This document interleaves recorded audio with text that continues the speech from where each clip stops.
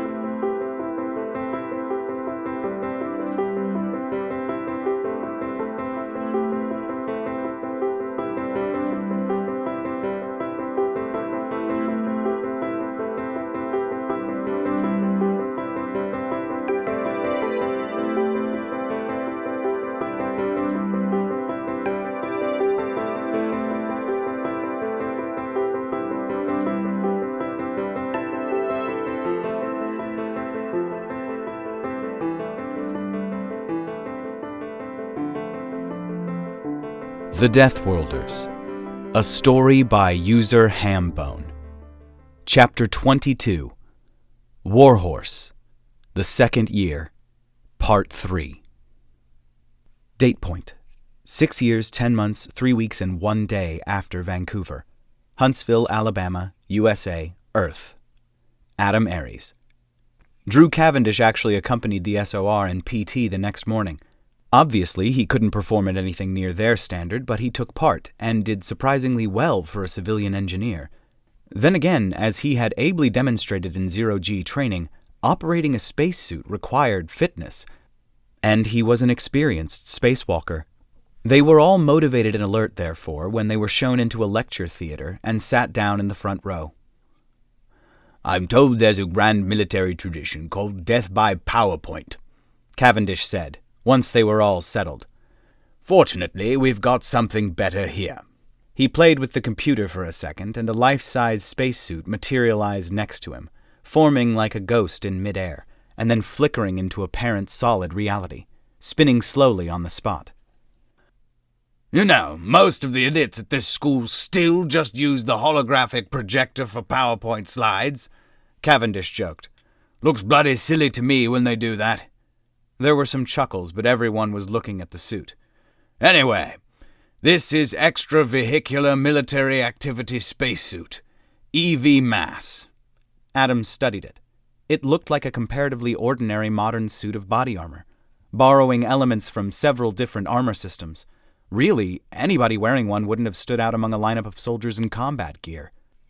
Except for the mask that covered the nose and mouth, and the sturdy metal ring around the jawbone and base of skull that was the dock, where that mask and the helmet were joined to the rest of the suit.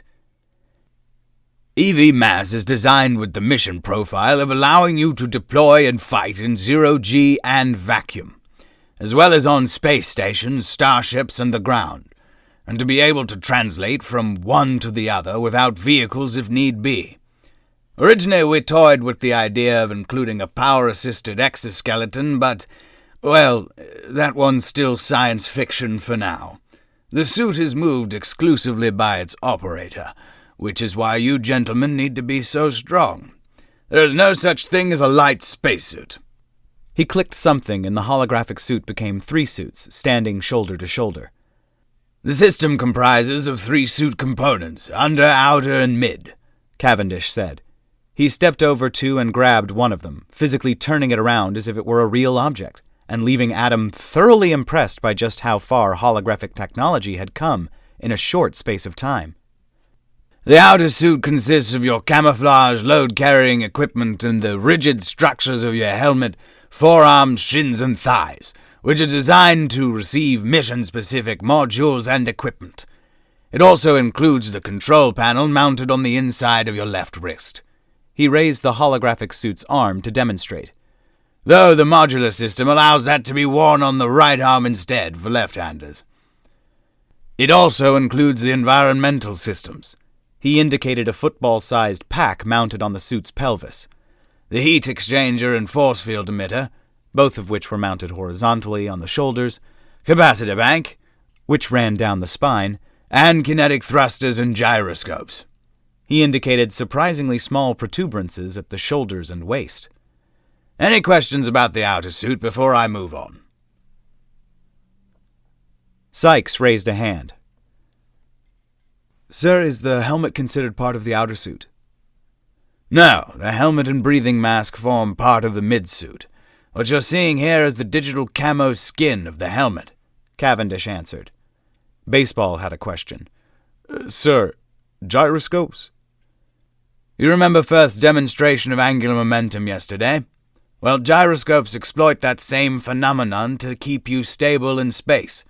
They're spinning weights, controlled by an optical tracking system mounted on your helmet that tracks visible features around you. The walls and floor or distant stars, whatever, figures out your movement and stabilizes it. So long as the gyroscopes are powered, it's literally impossible to throw yourself into an uncontrolled tumble or spin. He gave a second for any further questions, then moved on. The mid-suit. This is the actual pressure suit and armor, built in several layers. The outermost is Kevlar aramid fabric, offering first-layer defense against bullets and micrometeorites. The hologram's outer skin vanished, revealing a dull, silvery fish-scale layer. Below that is the scale layer, which is your most serious protection. It's a layer of metallo-ceramic composite fine scales designed to resist penetration and to distribute impacts across a wider area. Below that, padding and impact gel, for further protection and to help with the weight of the scale layer. Below that are the insulation, pressure, and environment layers, all of which keep you from being exposed to vacuum. And finally, the heat-activated memory gel that conforms to your body contours for compression. He tapped something the size of a smartphone installed under the helmet's hard armor layer on the back of the head. The CPU for all of the suit's active components is housed here, below the armor, on the basis that a penetrating hit to either CPU or skull is going to kill you anyway, so we may as well put them both in the same place. And in the event that the CPU hit wouldn't kill you, then the extra protection it offers might just save your life. He looked around at them. They all were giving him their full attention. Again, any questions about the midsuit? Firth raised his hand. Sir, how much protection does this thing offer? Its SAPI rating is somewhere upwards of level 4, Cavendish told them. The mechanism for that being that those scales are small and they deform rather than shatter. The impact is conveyed to the padding and gel layer underneath that's hugging you so tightly. In destructive testing, the mid-suit withstood sustained rapid-fire 7.62 at point blank, without breaching. We emptied an AK into the bloody thing, and the worst an operator would have suffered was some bruising. Nobody actually spoke, but the impressed changes to their body language made a gentle susurrus around the room.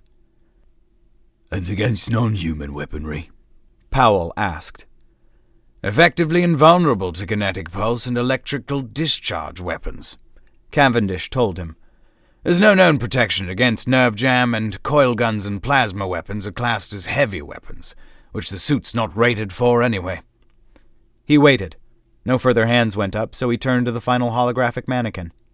Finally, and most importantly, the undersuit. Without this, the whole system would not be viable. The undersuit looked like something Superman might wear. It was skin-tight and covered in an arterial network of wide, flat structures that echoed the load-bearing mechanical lines of the human body. Aside from a zipper up the thoracic vertebrae and a pair of inlet-outlet ports just below the kidneys, it was otherwise featureless. This thing performs 5 hugely important roles for you, the first of which is orthopedic pressure.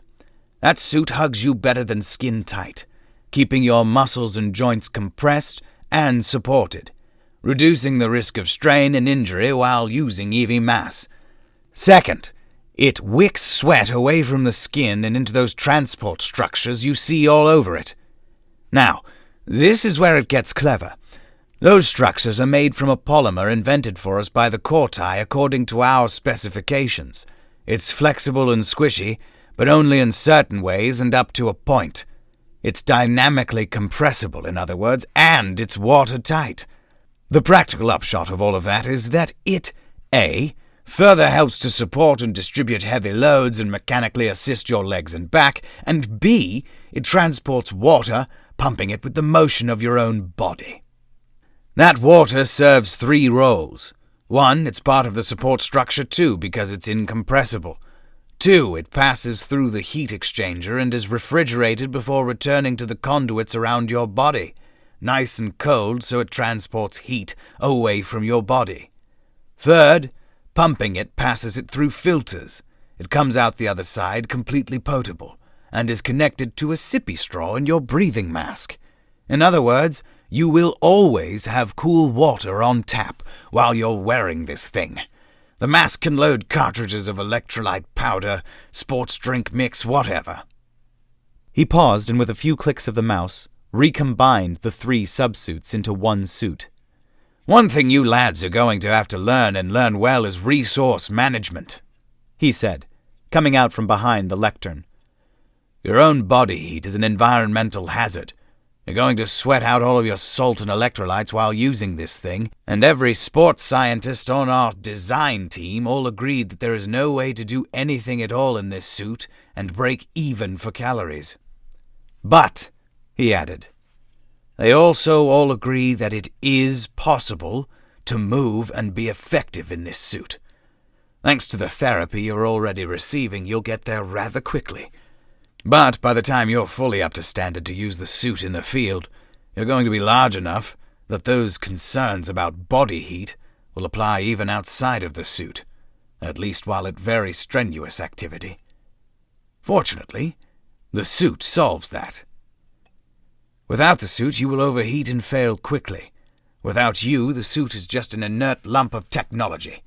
The 2 of you together can accomplish things the likes of which nothing else in the galaxy can even conceive. And I look forward to training you in its use and operation. He rubbed his hands. That concludes the introduction. Any questions before I start breaking it down component by component? Date point, 6 years, 11 months after Vancouver. Folktha, Cimbrian, the far reaches. Moses Byron. Oh, Mr. Byron, we were all so pleased to hear you were coming. The project's really starting to find its feet. So I heard, Moses replied. The VP in charge of Cimbrian development, Levon Thomas, was one of the more interesting people that he employed, being both a rare example of somebody who had managed to remain overweight while living on Cimbrian with its mandatory exercise schedule, and as camp as a Hollywood manicurist. He was also so much of a brown-noser that it was a wonder he could smell his own Paco Rabanne. But Byron didn't mind that when it came attached to a keen organizational mind. You're all doing a good job out here, he commented, glad that he'd sent one of his 3 AW609 tilt rotors out here. The vehicle was surprisingly quiet on the inside, easy enough to have a conversation in. 3 weeks ahead of schedule. Well done. Yes, sir, Thomas beamed happily, cleaning his spectacles. Everyone's so rising to the occasion. Byron reflected that sparing no expense had probably helped there.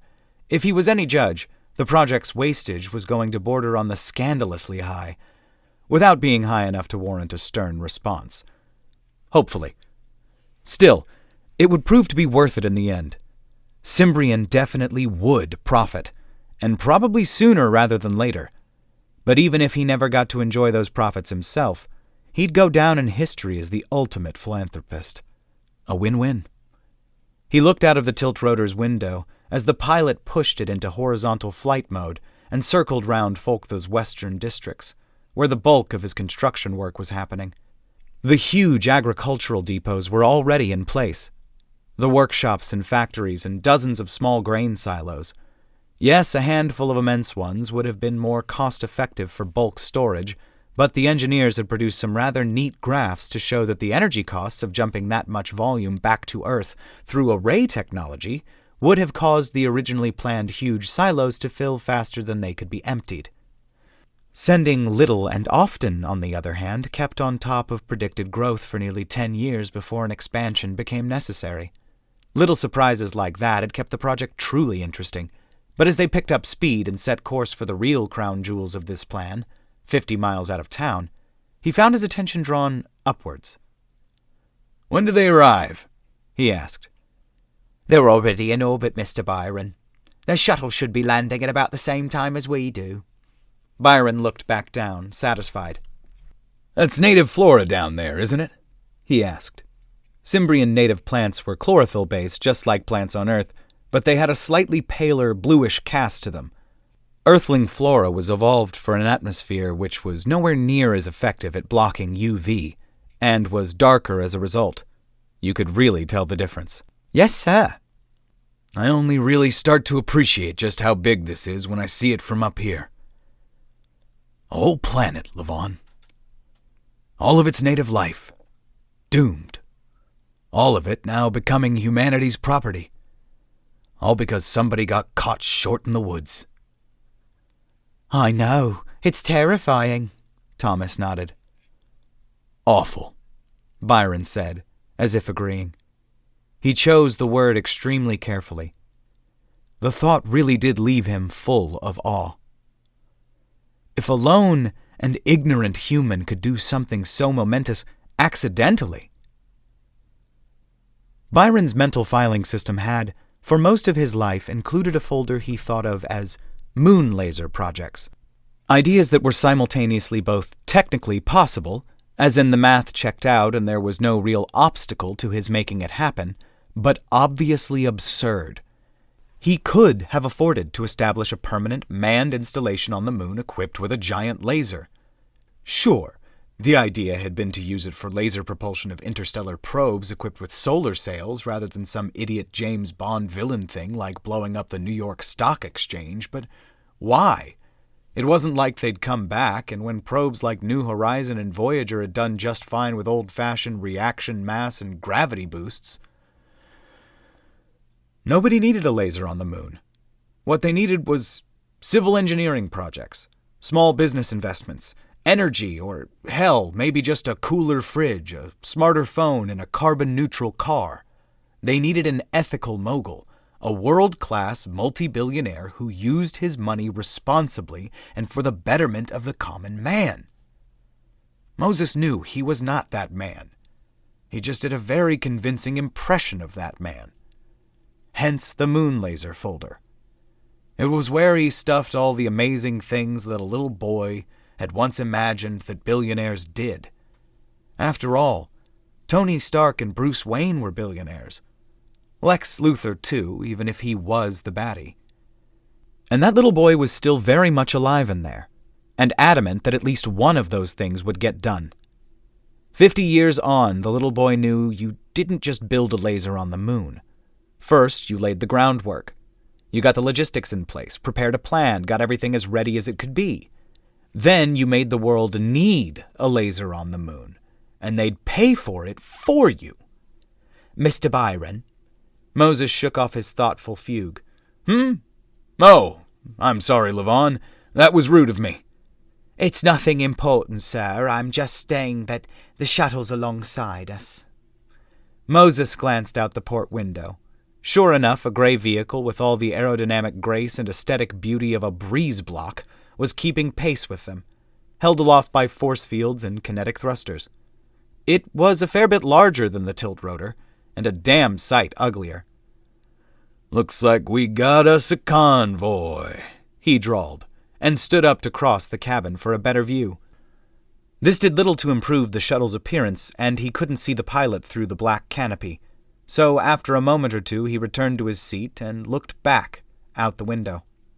Sure, the agricultural facilities back in Folktham might be more finished, as was the spaceport, but it was this facility that held his real hope for Cimbrian's future. It was a compound, 3 overlapping rectangles on the ground, one of which was already the drained abscess wound that would form the basement and foundation for the regional office building. Regional meaning the whole planet, for the foreseeable future. It wasn't pretty, but he'd seen the architectural plans. It would be. especially once the ornamental monoliths, fountains, reflecting pools, lawns, and trees were in place. The important building, however, was very much finished. They sat down some 5 minutes after the compound and its hive of busy yellow vehicles came into view, the shuttle politely allowing Byron's tilt rotor to alight first, tucking its engine nacelles up into the vertical and spinning them down like a crow settling its plumage. True to form, the shuttle's own landing was graceless. It wallowed down onto a force field cushion and thumped up a cloud of dust as it cut power to the engines and relied on the fields to handle the last few inches. If not for the stabilizers inside it, it would have been a rough jolt of a landing. Moses adjusted the cuffs of his shirt and jacket as he crossed the grass. The aliens had been quite clear that they didn't plan on staying a moment longer than was necessary to make the delivery. They were Govnorag, as big as backhoes themselves, but still able to stand side by side in the cavernous shuttle, carrying something between them. Huge, dark brown, shaggy and rippling with color along the bioluminescent lines that began in the middle of their huge foreheads and spread out along their spines and flanks. They rolled down the shaking ramp on sturdy, elephantine legs, each with one thick-fingered hand hefting the handle of a crate as big as their torsos. "Gentle beings, welcome!" Byron spread his hands in hospitality, reminding himself to keep the smile on his face closed-mouthed. Bare-teethed grins unnerved and frightened aliens as a rule. He hoped that the translator that Thomas was carrying was up to the job, but it seemed that it was, as it chugged out at length a string of syllables that sounded something like long-winded Japanese being spoken by a double bass. The slightly smaller of the two aliens replied in kind, and Byron blinked as the translator canceled out its words with phase-shifted noise and replaced them with a startlingly high-pitched piccolo woman's voice. The translator allegedly tried to find an equivalent match for vocal pitch and mannerisms, suggesting that this particular Govnorag was a young and ebullient female. "Mr. Moses Byron!" she exclaimed, and glanced at her bodyguard, patterns of light pulsing all over her skin. Moses searched his recent memory, having studied Govnorag bioluminescence in depth just that morning. The young female was nervous, intimidated, or perhaps just inexperienced and jittery. It was hard to tell. "It is good to meet at last." "The beginning of what I hope will be a profitable relationship for us both," Moses declared, extending a hand. After a moment's hesitation, the Govnorag trader extended her own hand, which was a good triple the size of Moses's own, and shook hands. He made a point of not gripping anything. Her immense mitt may have been warm and soft, but the bones inside it weren't a patch on the human skeleton, and it would not do to injure a trading partner. "Speaking of which," the other Govnorag rumbled, being given a deep, phlegmatic voice. "Of course. Levon?" Thomas nodded and waved two men forward, each dragging a wheeled suitcase. "Original human artwork," Moses said as the first one was opened. 10 paintings, 3 sculptures. Unique, and, thanks to your Confederacy's quarantine field, otherwise almost impossible to export." He smiled. "I suspect that this case alone will pay for our purchase in full if you find the right auctioneers. As to the other case," it opened, revealing a neat rack full of glass files and little plastic boxes. "Terran organic compounds. Medicines, mostly. Acetaminophen, ibuprofen, aspirin, codeine. There are also samples of caffeine, tea tree oil, mint oil, pimento berry oil, olive oil, xanthan gum, cumin, black pepper, cocoa, latex. A full list is in there, along with instructions for what they can do. A comprehensive assessment of which ones may prove to be hazardous, and the formula for some of the simpler ones. Oh, and please accept this with my compliments." He offered the bottle that Thomas had just handed him. A personal gift. California Cabernet Sauvignon, 2007. The last really good vintage year before the long drought, and, I'm assured, entirely safe for Govnorag biology. He suspected from the hues that pulsed down their lengths that the aliens were taken aback. "Such generosity!" the female exclaimed. Moses smiled benevolently.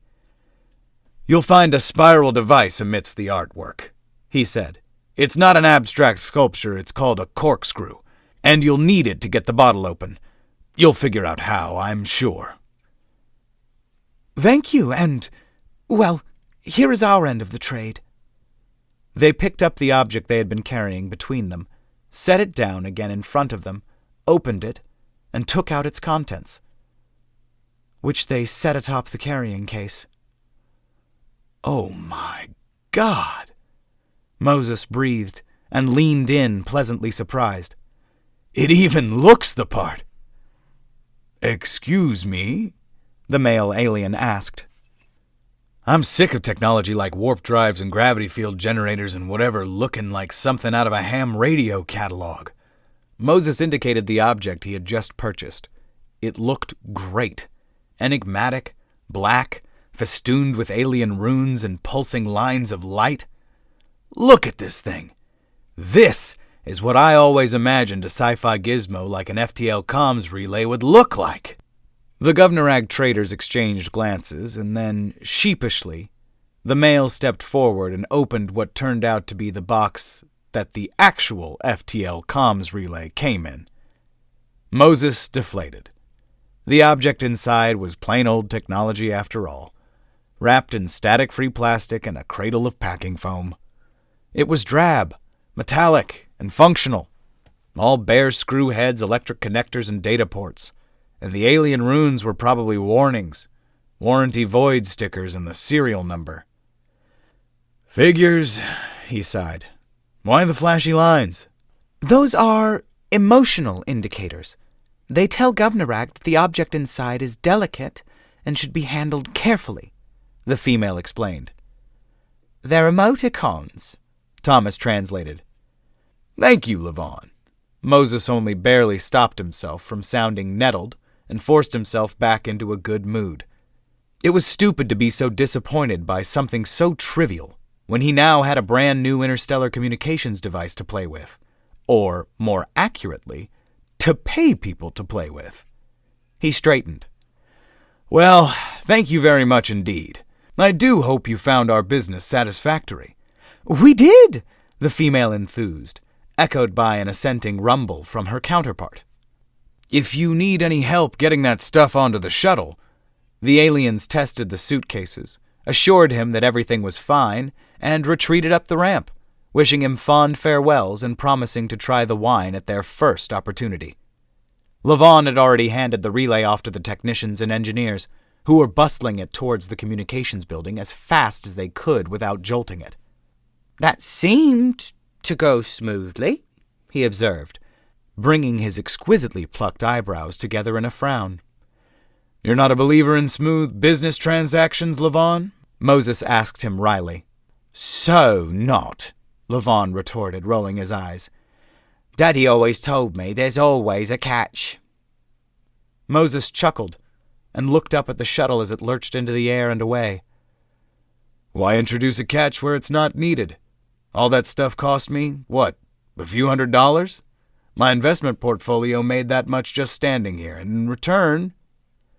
We can talk to the galaxy. Byron smiled. For starters, Levon, he agreed. For starters.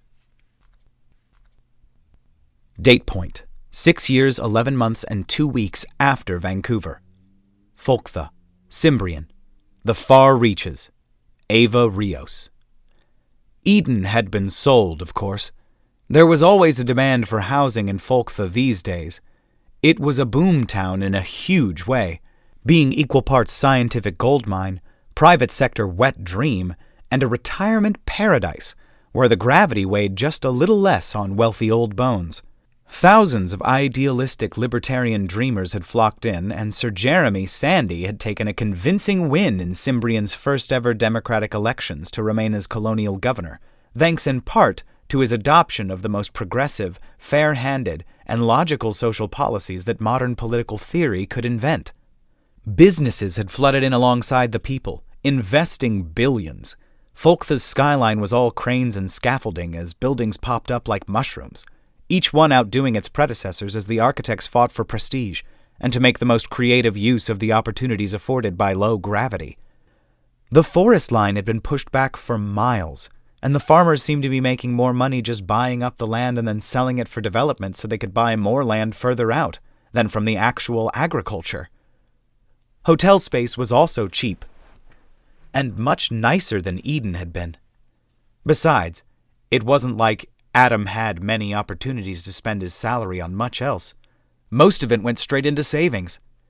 Dipping into those savings to spend Christmas and the New Year at the brand new Folktha Star Hotel had been his idea, and a genius one. The walls were thick and soundproofed, the bed was measured in acres, the bath was big enough for 2, and the windows were thick, sturdy, and completely opaque from outside, in part thanks to the solar gathering force field that meant the hotel was a net contributor to the city's power grid. All of those should have been gratefully, enthusiastically, and repeatedly exploited to their maximum erotic potential. Instead, they had had sex. Oh yes, powerful, athletic, gasping sex. Legs wrapped around him so hard that her knees creaked sex. Fingernails down his back drawing blood sex. The cold glass of that huge, sturdy floor-to-ceiling window against her back and buttocks sex, made all the better by the scandalous illusion of exhibitionism. That had all been one ride, a mind-blowing reunion fuck that had promised more and even better to follow, but failed to deliver. Adam was busy. How the hell somebody could keep so busy on their Christmas break was beyond her. But he got up at 4 in the goddamn morning, spanned through the shower, then vanished to the gym, returning around sunset, aching and exhausted and full of willing spirit but empty of actual energy. Naturally, she'd complained.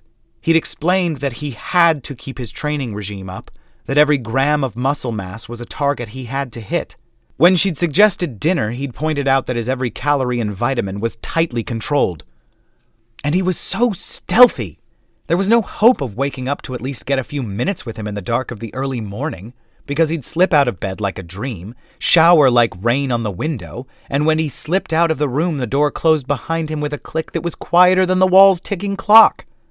When he came back, she could snuggle up to him all she liked. She'd get kissed, maybe some happy nose nuzzles and all that good stuff, for the few minutes until he fell asleep, completely drained by his regimen. All things considered, spending her lover's birthday alone at noon in a dry-docked-sized bathtub and treating herself to a mojito jug intended for 2 wasn't how she'd envisioned their time together going. And she had 2 weeks of this to look forward to? Fuck that! She abandoned the drink, threw on clean clothes, and buckled on her camera with the fierceness of a rancher gal of the Old West, fixing to fight off bandits. There were photo opportunities going begging all over this town. Material to fill her website for a year. She'd sell her photos to agencies, news organizations, and private buyers. A camera in the right hands could be a money engine. If she wasn't going to get laid, she may as well get paid. She could sort out Adam later. Hopefully. A productive afternoon and evening showed Folktha at its best. The sterile filth and colorful grayness of the building sites. The way Cimbrian's star, still unnamed, just had that slight bit more magenta in it than a Sol sunset, as it painted the first extraterrestrial human city. How Folktha at night was both the same as and different to any other city, with all the hue and splendor of its nightlife playing out under 3 tuberous, irregular moons. She'd almost forgotten about Adam by the time she got back. There was no ignoring him when she tugged their key card in the room lock, though. He was asleep with the blanket draped over one leg, and everything else naked to the night air, a study in masculine geometry and as fast asleep as King Arthur under the mountain. All of her frustration with him came right back, and the devilish idea for waking him up that had just occurred to her was drowned out by the much louder voice of irritation. There was nothing for it but to sigh, strip, and climb into bed next to him, wondering what the hell she was going to do. A fitful night's sleep full of that question was answered when she rolled over in the morning to find that it was full daylight outside and that he was still there, dozing on his side facing her with a half-lidded, sleepy, and loving expression. "Hey." "Hey," she replied, as 2 distant parts of her brain embroiled themselves in a tug-of-war over whether to voice her discontent now or wait until after she'd screwed him senseless, then voice her discontent. He kissed her, ending that argument. He was so strong. She could feel it even though his touch was light, and they didn't need long before she was straddling his hips, grinding and gasping and eagerly working towards the moment when she'd be ready to get around him properly. Oh, God. So what's so special about today? He was too busy sucking on her nipple to reply properly, so just made an inquisitive noise. You didn't sneak out this morning. He chuckled and kissed the hollow where her throat met her collarbone, dropping his hands to her hips. It's my rest day.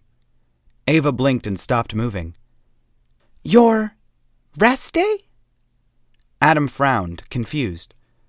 Yeah, weekends are rest days. You? Her mood evaporated and she scooted down his thighs a bit, sitting on his knees. You scheduled this? Adam's expression had gone from confident lover to confused boyfriend to kicked puppy in a matter of seconds. Well, not this, but like, the day. Jeez. She seethed and surged to her feet. Well, I'm glad you could fit me into your busy goddamn schedule. Ava! The exclamation was a hurt and confused one. No, seriously, what's your thought process here? She demanded. Let's hear it. Well, look, Ava, baby, I need to keep this up. Like, it could be dangerous for me to not keep exercise going while I'm here. Even if it's not, it could undo a lot of hard work. And what the hell am I supposed to do when you're gone all day? I figured, it's a nice hotel, there's a spa, there's like... She interrupted him, practically spitting lightning bolts. No he venido aquí para admirar el paisaje, perita. Adam's jaw went slack. What did you just... I called you a little bitch, you fucking idiot, she snarled. Or did all that exercise squeeze the Spanish out of your brain? There was a long moment of silence, chilly on her part, hurt and confused on his. He stood up at about the same time as she sat down and started to get dressed. His boots were laced, and he all but had his hand on the door handle when she spoke to him. Adam, I'm sorry. He paused and looked back at her. Her ankles were crossed, her hands were hugged at her waist, and she couldn't hold his gaze. She looked away almost instantly, shaking and chewing at her lip. Let me just... He began, then started over. We both need to... We'll talk when I get back. Don't be long, please, she begged him. In the end, he was barely gone half an hour, and returned with little more than a glow of sweat to show for the run he must have gone on. She'd dressed, but then sat down on the bed again and pulled the blanket around her shoulders, waiting. She summoned a weak smile for him. Hey. God. Ava, I'm sorry. He sat down next to her and engulfed her shoulders in his right arm, skin like a furnace against hers. You're right. I didn't have a thought process there. I didn't think about you at all, did I? She rubbed her eyes and nuzzled into him. I love you, she said. But you can't just... I'm not a video game, Adam. You can't just load me up and carry on from where you left off, you know. It's been a year. A year, Adam. And then you come back and pencil me in for the weekends? I know, I'm sorry. And I'm sorry, too. I shouldn't have called you that, but... She sighed. Look, can we put it behind us and salvage the second week of this break? Just you and me, every day, all day, and until you have to go back? He hesitated, and her heart sank. Baby, I wish I could promise that, he said. But I wasn't kidding about it being maybe dangerous. Fine, she declared. Fine. What can you promise? What would you like? What I'd like is... She stopped herself and moderated. Look, just wake me up before you head out. Talk to me. Involve me. Get back here as early as you can and spend time with me. Hell, you're fresh in the morning. Get some of that exercise in right here in this bed. And if you have to control what you eat, can we at least eat together? I can do all of that, he said. Good. So, where were we before? Forget it, cabron, she told him. You killed that mood stone dead. You've got a lot of cuddling to do before we're back there again. After a silent second, he got the hint and finally put his arms around her and nuzzled up close. After a while, it even started to feel natural and safe again.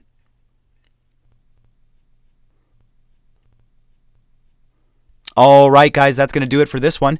Thank you so much for being here with me today. Thank you so much for listening, watching, waiting in the shadows, looking for your time to strike, hoping that the next leap will take you home. Wait, no, I messed up. That's a bunch of different intros to different television shows from the 1980s. Anyway, thank you guys so much for being here. I do appreciate you. Like, comment, subscribe. I know it's been a while. I've just, a lot of weird shit has happened in my life. I fucked up my wrist training. I'm sick again. I don't know if you can hear it, but I did this whole episode like having to drink water every like 10 seconds to keep myself from coughing. I'm sure Gregor had a wonderful time editing out all of the coughs. But yeah, guys, thanks for being here. I appreciate you. I know I've said all that already, but you're the best. You're the best. I love you. And I'm just going to record a whole bunch more here soon. Thursdays going forward are going to be days that I probably do a stream during the day because I've been furloughed from work again. Yay, mortgage industry, isn't it fun? Not completely, just one day a week. So anyway, guys, I will talk to you later, and I will see you in the next one. Bye.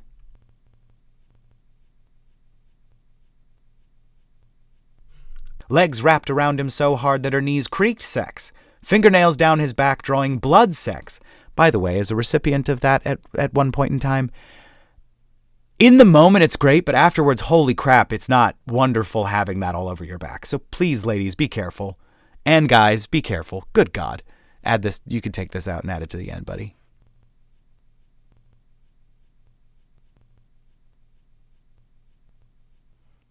Hold on. No he venido aquí para admirar el paisaje, perrita. No he venido aquí para admirar el paisaje. No he venido aquí para admirar el paisaje, perrita. El paisaje, perrita.